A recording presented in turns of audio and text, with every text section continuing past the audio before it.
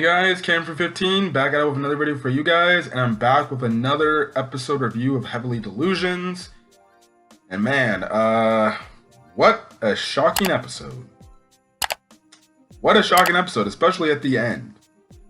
One, you get the confirmation that the organization on that handgun, freaking Kirko has, is the same organization that is in this facility.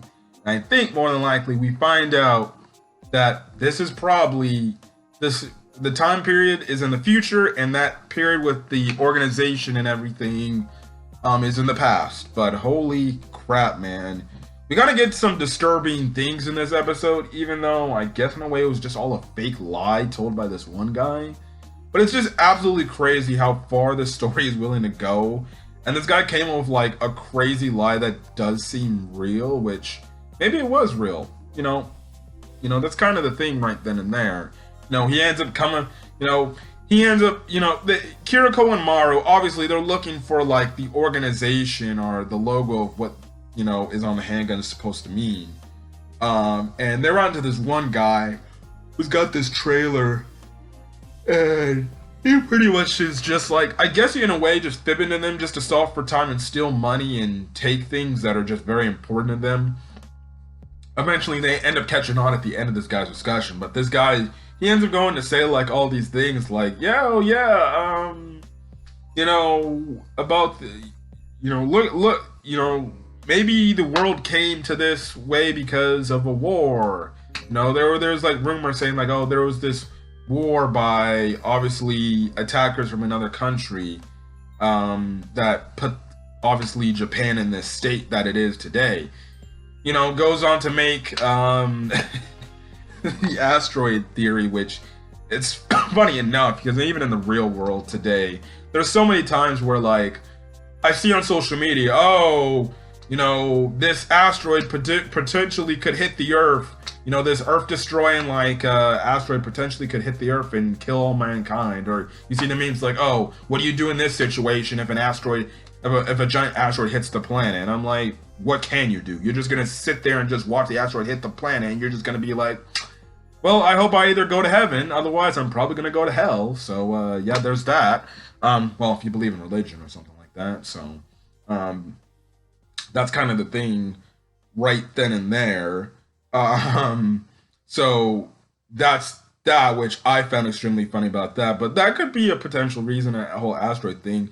He makes on to make a pretty good point, I guess, about like this alien theory, like, oh, aliens came down, like, look at the weird creatures we've been seeing, the man-eaters.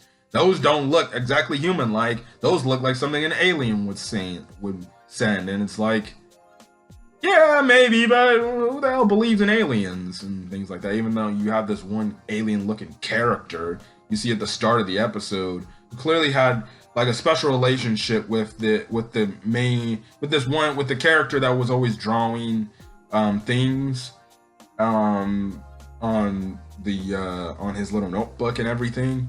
And then the last theory he came up with, he mentioned the war stuff. Oh no, the last theory, or the last thing he talked about in trying to give them more hints about this thing was like, oh, he was like in this organization called the Breeding Pigs or something like that, where these women would forcibly have these males breed with them and do it with them to have babies. And the thing is, oh, if it was a female, well then they would be a healthy, raised, happy baby with the females. But if it was a boy, well then the boy would have to live off with the disgusting pigs that are the men that pretty much are the ones that just pretty much are self-servient individuals to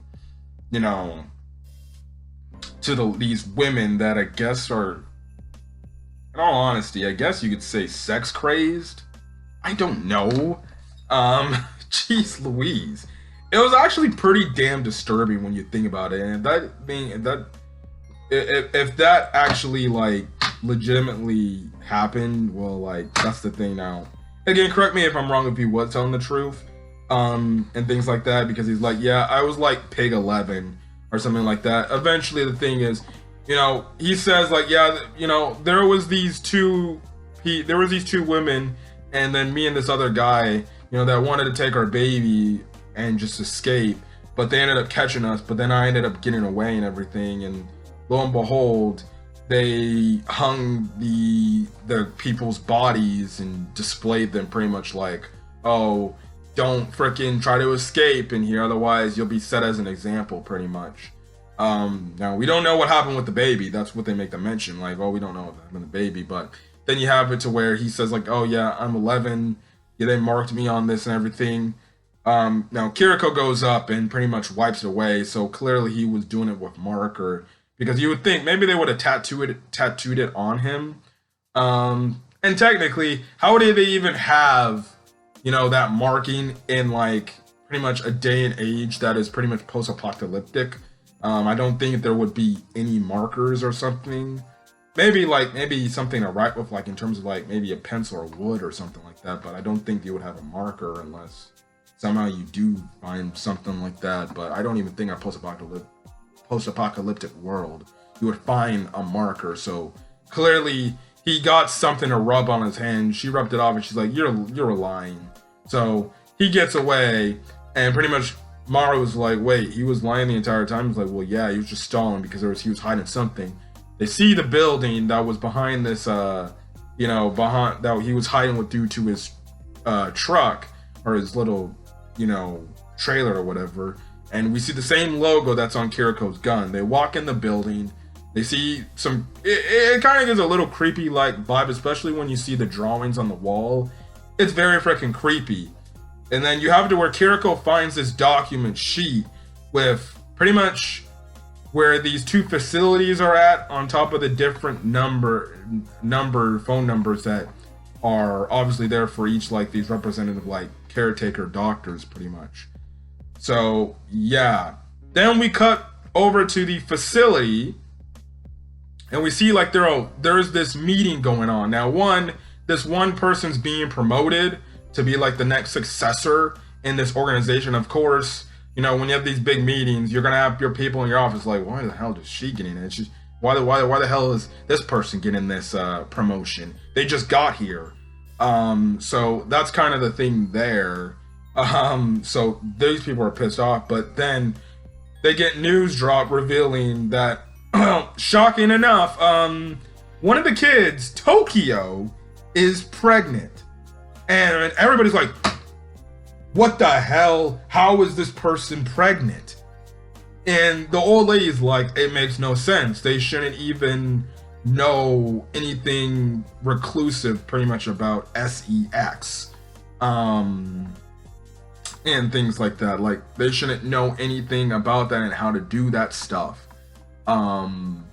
And obviously, they took, in last week's episode, they took Tokyo away for some odd reason. Now, I thought, oh, maybe they caught her and it was the whole thing of her seeing them seeing the baby, of her seeing the babies. But no, it's because she's pregnant, and they end up telling the other kids like, yeah, you won't be able to see Tokyo for quite a while actually.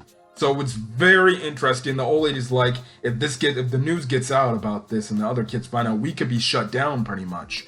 I don't know how this happened, but yeah, remember, a few episodes ago, that guy who was always drawing like the weird monster creature man-eaters we've been seeing, Tokyo, they ended up doing it, and shockingly enough, she got pregnant.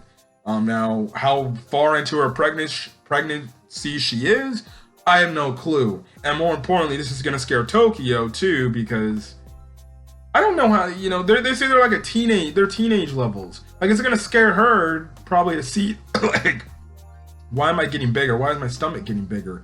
Why am I feeling these weird things in my stomach? Like, obviously a baby kicking and everything. So it's crazy. And now when I think about it, it's funny because I was saying like, wait, what if Tokyo is actually Maru from the past? And somehow he got into this organization but was out. But now, due to another person's review I watched, which he made a good point, what if Maru is actually the son of Tokyo and this other dude who was always drawing the man-eater designs? It would make sense because they look awfully similar to one another.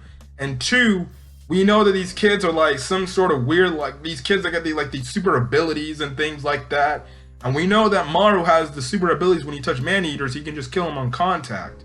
So it's adding up. And my goodness, man. This show, Heavenly Delusions, is getting crazy, but I'm definitely can't wait to see where the show is gonna go. But yeah, if you guys like the video, leave a like. Put in the comment section your thoughts on this week's episode of Heavenly Delusions, as well as hit the subscribe button if you want to get more Heavenly Delusions content or any other anime content I upload to the channel. Till then, guys, stay safe out there and have a great rest of your day or night to this video. Peace.